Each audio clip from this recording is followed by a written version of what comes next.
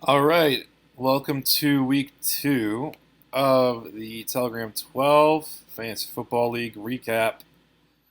We have first matchup between Yates and I, and it was decided by 1 point. So not great for me. Obviously, I honestly thought I didn't have any chance going into the Sunday night game with Seattle, New England. Um, but Tyler Lockett put up a pretty good performance. Uh, but Metcalf had that one touchdown. Patriots defense didn't get negative points like the Bills did. Somehow we got -1, giving up 28 points. Patriots defense has 4, giving up 35. I'm thinking because he had that touchdown, but gotta love defenses. The big transaction this past week was Naeem Hines with zero point 0.9 points. I put $41 into him, and he had one catch for 4 yards in a game where it was a blowout, and there was one less running back to worry about with Marlon Mack being hurt, and somehow he only received one touch. So I don't know how that works. However, I mean they won the game, so I'm not gonna you know question them. Yates had a really good day with Higbee, Sanders is back, and Metcalf. Those three were kind of led the team along with Kareem Hunt. So yeah, he's looking pretty good now. I mean, Rodgers looks like a solid starter now, and you know he has Jerick McKinnon on his bench. I didn't even know that. I was going to put in a waiver claim for him, but he has McKinnon, so that could be another starting running back for him next week. So Yates bounces back with a nice W. Um, I'm gonna have to figure out what to do with my second running back spot now. So we'll see. Sucks to lose by 1 point, but I did score a decent amount of points. So tiebreakers at the end of the day that help. So it's definitely not all lost there. Billy looks to continue his dominance in our league with 171 points. I believe that is the highest so far, unless he got it last week, but I don't think he got that high. Dak was just insane, taking touchdowns away from Zeke Elliott on my team. 3 rushing touchdowns, 42 points. Unbelievable game by him. Um, Calvin Ridley is looking like he's going to be taking over the Julio spot so far. I mean, he's been incredible. Julio is playing with a little bit of an injury, too. Mostert got hurt, but he had a good day. Tyreek Hill, I mean, all across the board. Even his freaking defense. Um, and his tight end, I mean, is not even doing that much. He still scored 170 points.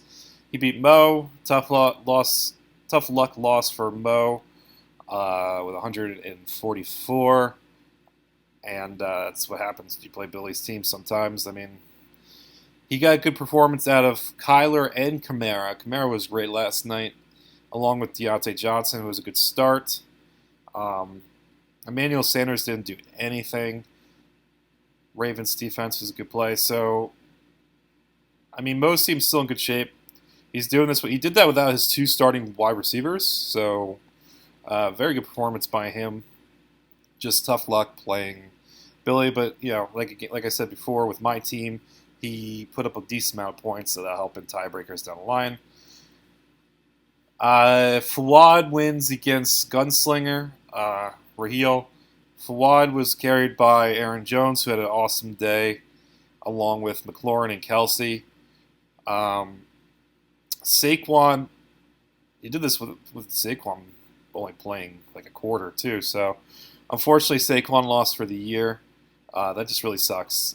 Usually, you have 1 or 2 of these guys every year in the first round. It's just inevitable where you just lose your first round pick at the beginning of the year. I mean, you can go down the line. I can't really think of them right now, but usually you have 1 or 2. And it looks like Saquon is that this year, unfortunately for Fawad. But that's why you need depth. And, let's see. I mean, he's still going to have Aaron Jones. He just kind of needs to piece together another running back spot and hope to God that his wide receivers pick up for him.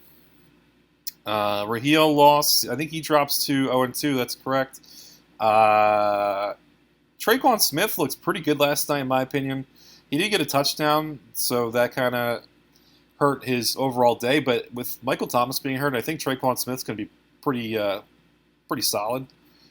Chris Carson, Eckler just had very good days as well. Good to see Eckler back in the fold. He just kind of had an average day all around. No one really kind of broke out for him. So let's see what he does with Michael Thomas still being out. Um, yeah, he goes to 0-2, but still early in the season. His kicker got 17 points, his second leading scorer. That's definitely not what you want to see. Your kicker is your second leading scorer. All right, so we got SN 2-0, 129 points. You know, Hilaire and Nick Chubb. I mean, dynamic duo at running back, even though Hilaire only had 10 points. I mean, Russell Wilson looks like he's unleashed. MVP candidate. Definitely in my view, the leading candidate right now. He even had Fuller literally not do anything. Naeem Hines did more than Will Fuller, which is saying something. And Gurley Moss, I mean, he was kind of, looking at the other performances by Mo and I mean, he's lucky he played George, who didn't really do much. But SN goes to 2-0. His team, and here's the thing, his team is still pretty good. Definitely underperformed to what they normally would do, I think. Especially with Fuller kind of screwing him over. So SN, very good start to his season. Did a nice job drafting with the two running backs there. He just has to start piecing together his wide receivers, which, I mean, DJ Moore, I think is going to keep getting better. And he just had kind of two down games from Gurley and Moss. So they'll bounce back.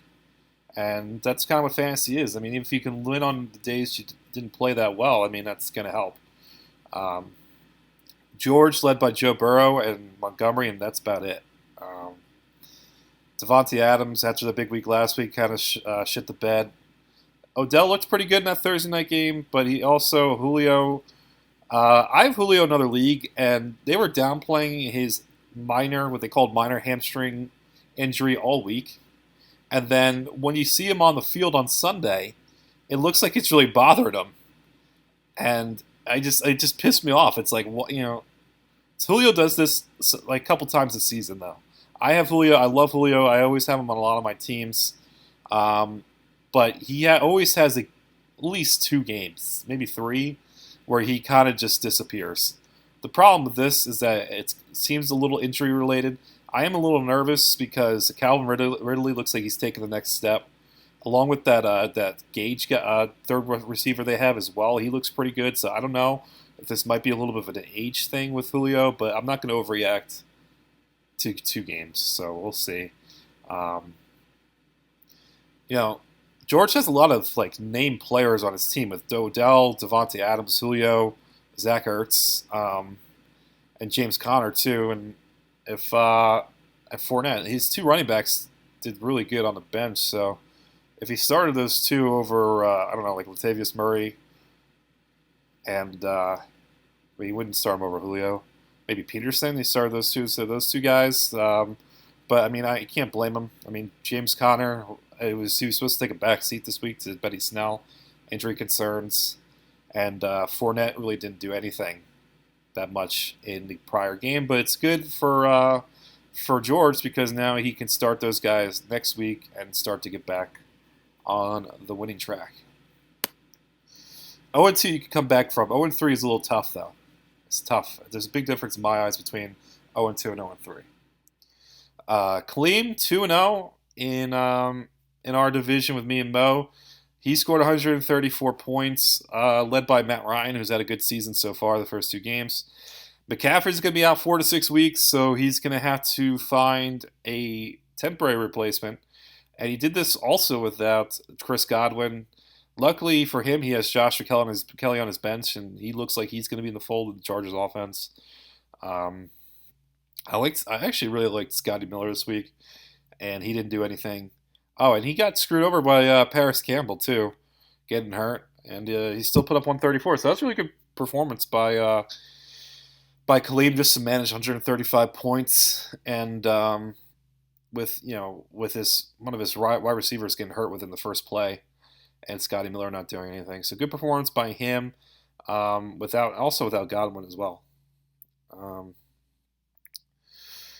he beat AK. AK landed 117. Really, no big performances at all. Kind of consistent. I mean, Hopkins played pretty well. Cooper had that amazing catch. So we'll see. I mean, Derrick Henry, he got kind of screwed over by Derrick Henry, who usually rips up the Jaguars, but not today, or not yet, the other day.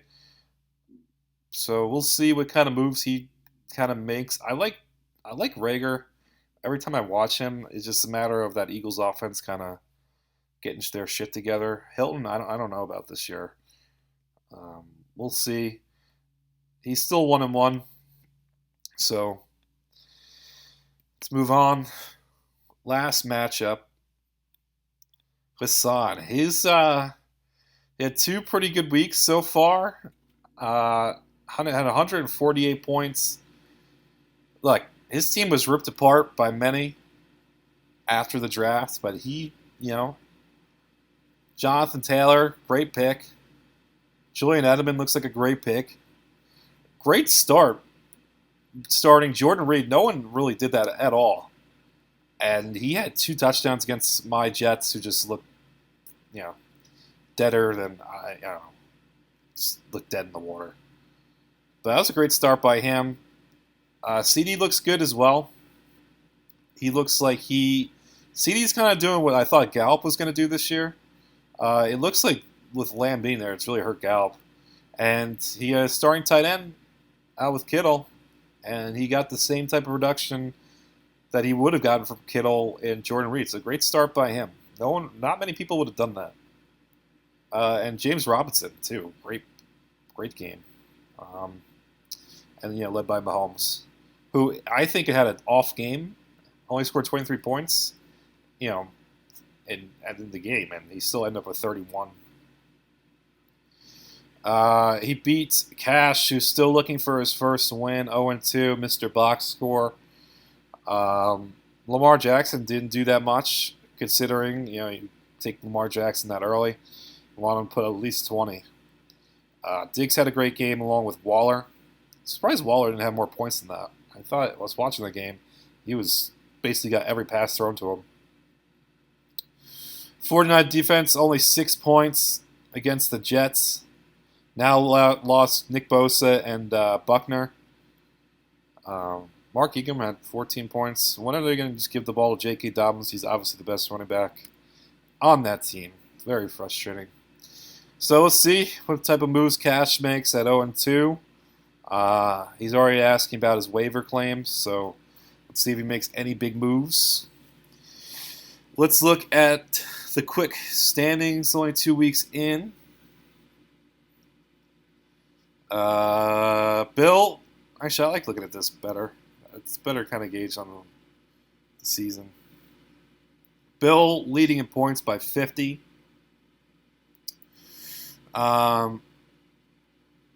So and still pretty kind of even, except for Bill's kind of has it's probably a tier above us, the rest of us, at this point, only 2 weeks in, and then we kind of have a group of like SN. You can throw Kaleem in there. I guess you could say myself and Mo as well. We're 1-1, but points wise, I'm second in points and loss. So I mean, it's still pretty early to kind of look at the standings. With 17s making it out of 12, my view on it is just to score points and not worry as much as the matchup. So you got 3-0-2 teams with Cash, Raheel, and George. If I'm looking at this correctly, yes. So big weeks for them upcoming. So that's a good transition to looking at the matchups for this week. So we got myself and Hassan, 2 1-1 teams looking to go 2-1. Raheel and Bill. That's a tough break for Raheel going against the best team in the league right now as an 0-2 team, but let's see if we can pull off an upset. Good matchup, rivalry matchup right here with Mo and SN. It's going to be a good matchup. Both Mo would love to give SN his first loss of the year. Fawad and George, so big week for George not to go 0-3. Yates and AK. And you got Kaleem and Cash. Cash trying to get his first ever win in fantasy football. Needs to check some more box scores this week. Unfortunately, Saquon Barkley won't be able to work on his pass protection since he tore his ACL, unfortunately. So, tough week all around for fantasy football.